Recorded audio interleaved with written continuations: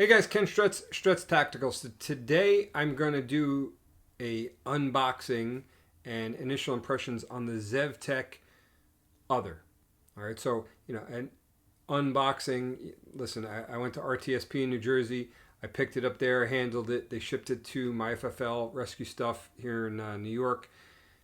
They got it. They opened it up. They played with it. They checked it out. So it's been unboxed. So it's not like an initial real unboxing, but an unboxing for you guys to kind of check it out and give you my initial impressions of it, although they're already there in my head. All right, so here we go. All right, so it comes in your standard cardboard box. It's got a little ZEV TECH sticker on it, just like most AR-15s or most long guns will come in standard cardboard box with your egg crate in here, and inside you get your gun. So if we look, it's marked on there, Other, ZEV multi-caliber. Turn it around so you can see the other side. Alright, so obviously we got the gun. We'll talk about the gun in a second. The gun comes with the Magpul Myad grip, and you got the other pieces of the grip, different size back strap, a front strap without the finger groove on it, and I forget what piece that is. Maybe it's two different back straps and a hump to just take out the that little thing for your knuckles or whatever. So just the other pieces of the Myad grip. So I bought it in New Jersey. They used to be a 15-round state. Now they're a 10-round state in the last year or two. So it comes with a 10-round PMAG. And it was shipped here to New York. So you got a ZEV sticker. You got, cancer and reproductive harm thing because, California, I guess. You got your user's manual, technical manual, whatever. What's featured is their rifles. And what's interesting to note is their rifles, some of them anyway, are ambidextrous lowers, and this one is not. That's it, another piece of egg crate, and there's nothing underneath there. So let's talk a little bit about the rifle. So we'll start at the business end. It's a 10.5-inch barrel, 5.56 chamber. And so an Other, right? As I understand the law with the Others, it has to be 12.5-inch barrel and a 26-inch overall length, and then it has to have a foregrip. So this is a 10.5-inch barrel with, as you can see, the pin and weld mark here, or the weld mark anyway. So it's got a Surefire War Comp, which is great because I'm going to be putting my Surefire RC2 or SOCOM RC2 5.56 on here. So that's perfect for me. And then they do like a copper coloring on there as well, on the barrel. It's a low profile gas block because it's got a rail. I believe this is their rail. At least it's got their mark on it, and it's the wedge lock. So when it gets put on, there's a piece that goes in here. You tighten it down. It kind of spreads open to lock it in. And then there's an Allen key here, and I think there's another pin somewhere, kind of indexing pin or something like that. So yeah, 10.5-inch barrel, and this is probably a 9-inch rail, so there's not a lot of extra rail space. And the grip that comes on it, again mandatory for it being in Other firearm, is a Magpul MVG. Never heard of the MVG version. I think there's Mo and there's a whole bunch of different stuff, but it's the Magpul MVG. So we'll slide back. So beautiful finish on this. It's a kind of a shiny black. Probably looks a little bit different on camera. So it's a little bit more shiny than, say, a USGI or kind of law enforcement finish gun. Slide back. You look at the magwell. It's got a bevel. It's very similar to like the Daniel Defense or the original HK416 bevels. I believe the HK416 got rid of it in the newer models, the MR223A3 and the 416A5. I believe they got rid of the bevel, but this gun has the bevel in it. You got a Magpul, I don't know if they call it a winter trigger guard, but the bigger one for when you're wearing gloves. We already talked about the MyAd grip, which has different size back straps and the different front strap. At least you can get rid of this this little finger nub here that some people don't like on their grips. And then inside, I don't know if I can do this with my bare fingers. There's different types of storage spots here. I can't get this open. Probably just need like a flathead or something to help me pull on it. But yeah, I can't get it. Inside you can have just nothing, and just in a hollow space you can put whatever you want. There's little oil bottles that are fit into, so the base piece is designed to take this oil bottle. I've seen people put bolts and firing pins and extra parts or whatever in there. So yeah, the Magpul MyAd grip, and I think it fills your hand better than the standard GI. Trigger. I forget who makes the trigger. I don't remember. Try to zoom in here. Looks like it says AC or ATC. I forget who makes it, but it's a flat trigger. Let me see if I can reset this one-handed here for you. So this charging handle is ambidextrous, but it's super difficult to rack, especially one-handed. So, yep, safety, which we'll talk about in a second, but a little bit of play, and then it breaks. And here's the reset. Trigger barely moves. I wouldn't use that as a duty trigger, and probably not as a home defense trigger, but this kind of be my training gun for going out of state and stuff like that, where I can't bring my SBR, so it'll just be a range gun. But it's a nice trigger. I'm not a fan of like buzz phrases or whatever, but this does break like the proverbial carrot that a lot of people talk about. Moving on a little bit here, you got an ambidextrous selector switch, right? And this one is adjustable for cant, so you can do your standard safe and fire positions, or you can do that, what is it, like 15 degrees or something. I have to look in the manual, but you can adjust it for a short throw or your standard throw from safe to fire. Right. The other side, again, it's not ambidextrous like some of the guns, so just standard controls on that side. Sliding back here, we have the SB Tactical SB-A3 brace. So it's multiple positions. Again, trying to work the camera at one hand, and you can kind of see there's at least 2 or 3, 4 different positions, whatever it is, and everybody knows how the brace thing works. All right. One thing to note is the stock nut is not staked at all. So you got one spot, it could be staked right here, right? Not staked. Sliding around, there's another spot that could be staked, not staked. And usually there's like 3 of them, and I don't know if it's like under there or whatever. So it's not staked. So some people think it's a big deal, some people don't. When I was younger and built my own AR-15s and bought some used AR-15s and they weren't staked, they would come loose. So staking's probably not a bad idea. There's probably a reason the military requires it. But, is there a Loctite on there or something? I don't know. It comes with a, makes this, Magpul, shocker. Nothing wrong with Magpul, but a lot of Magpul parts. So there's a quick detach, so the receiver end plate is a quick detach sling point. Same thing with the SB-A3, you can attach it on either side, but some people prefer it over here. So you got that on there as well. All right, the charging handle. So this is where I said it's super tight, and I just thought maybe everything was a tight tolerance, but I'll have to pause the camera here for a second and take it apart. But basically, you overcome this latch here by force. So let me stop the camera for a second, and I'll take the gun apart and show you. All right, so here is the charging handle on the ZEV Other. So if you look, the wings, if you will, on the charging handle don't articulate. It's just a solid piece.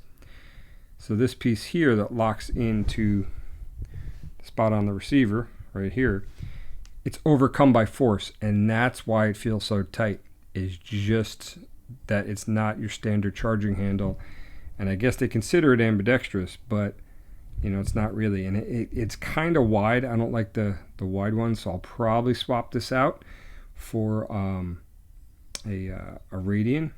Now, what does this say in here? I think that's the ZEV logo right here. And slide lock, Air 15, patent pending, 100% made in the USA. So I'm guessing that that's ZEV's proprietary. Take a look at the bolt carrier. So it's a M16 or full auto style lower.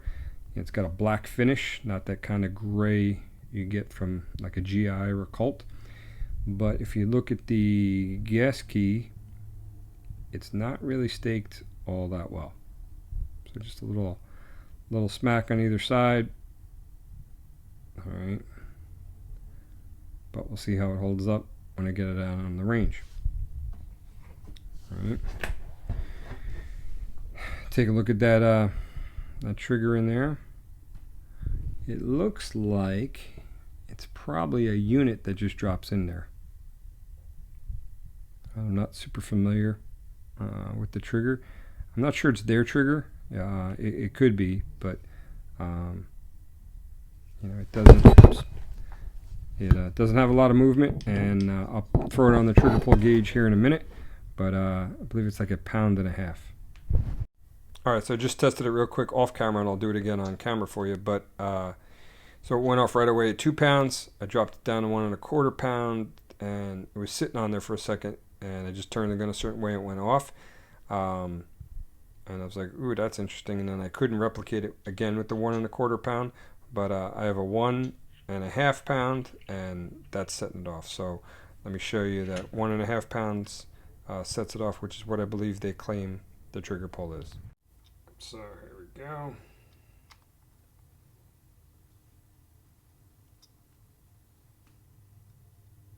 All right, it's kind of hanging on there on the edge, and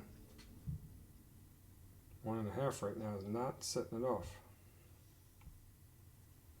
Up, and there it goes.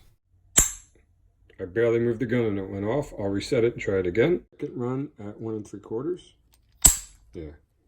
So it's 1 3/4 pound trigger. Sometimes it'll go off at 1 1/4. Sometimes it'll go off at 1.5, and it goes off every time at 1 3/4 and 2 pounds. All right. So what are my initial impressions of the ZEV Other? Pros: I like the finish. I like the shorter barrel, 10.5 pin to 12. I like the Surefire War Comp because I'm going to run a Surefire suppressor on here.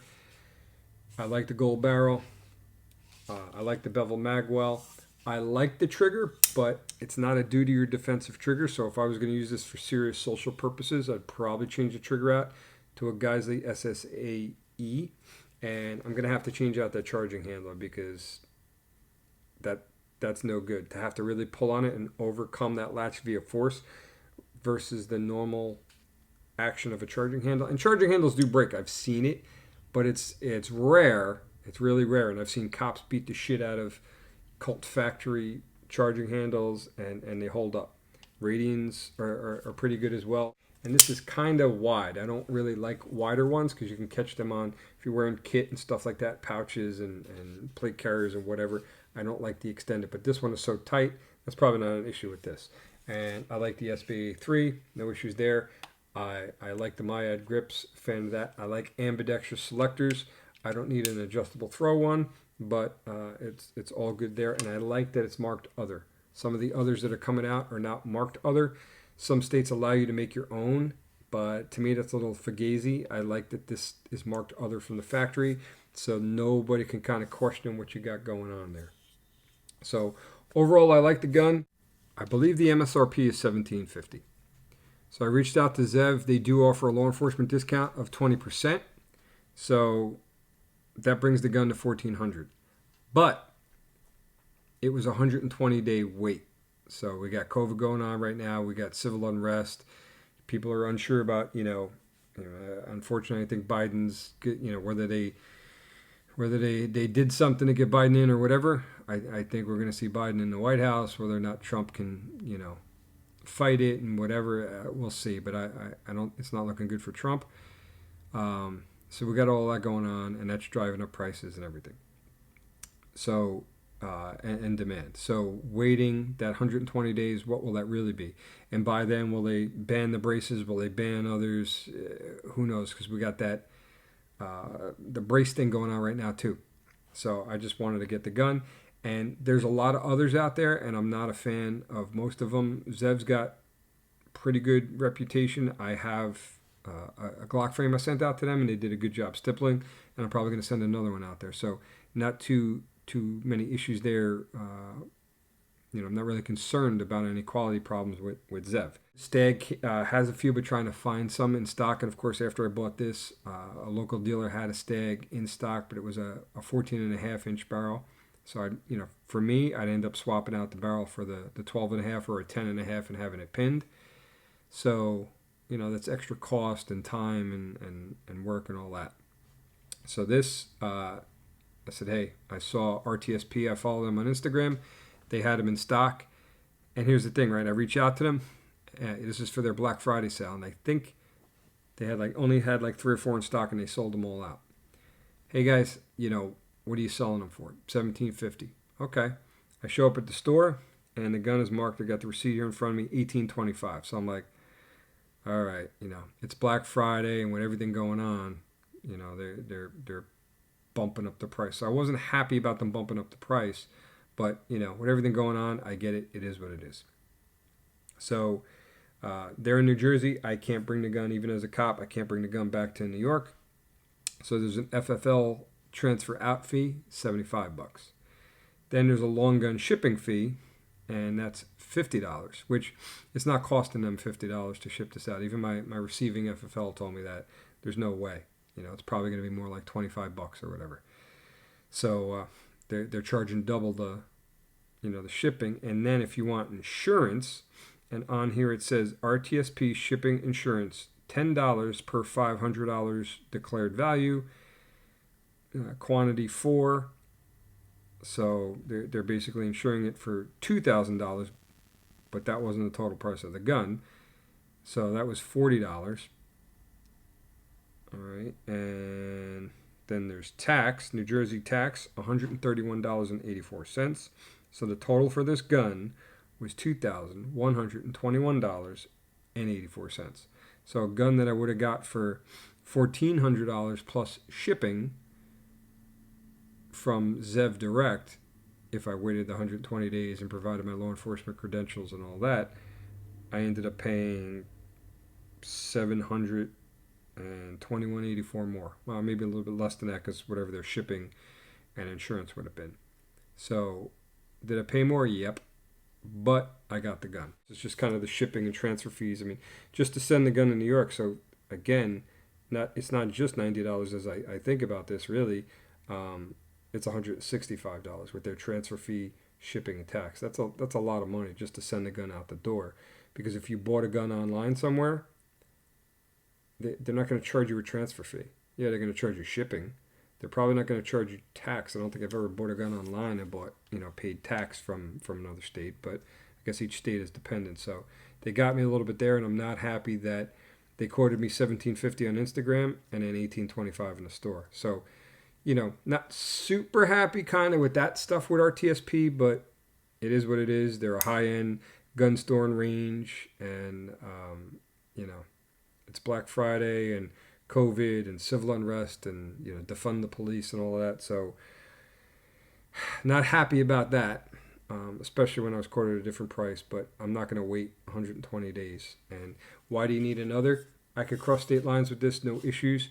I recently went to a class in Connecticut, couldn't take my SBRs, even though I legally own SBRs, and SBRs are legal in Connecticut, but they got to be pre-ban SBRs. So it's just easier. I could cross state lines with this. I could take my suppressor over there, but I can't take an SBR. So with another, it's not an issue. So that's kind of why I got it. All right, guys, make sure you like, subscribe, share, comment, all of that, and check in the comments below for links to Big Daddy Unlimited, supporter of the channel. So go check them out. 99 cents a month, $9.99 a month thereafter. It's like the Costco of the gun world. So check them out in the link below and support me by supporting them.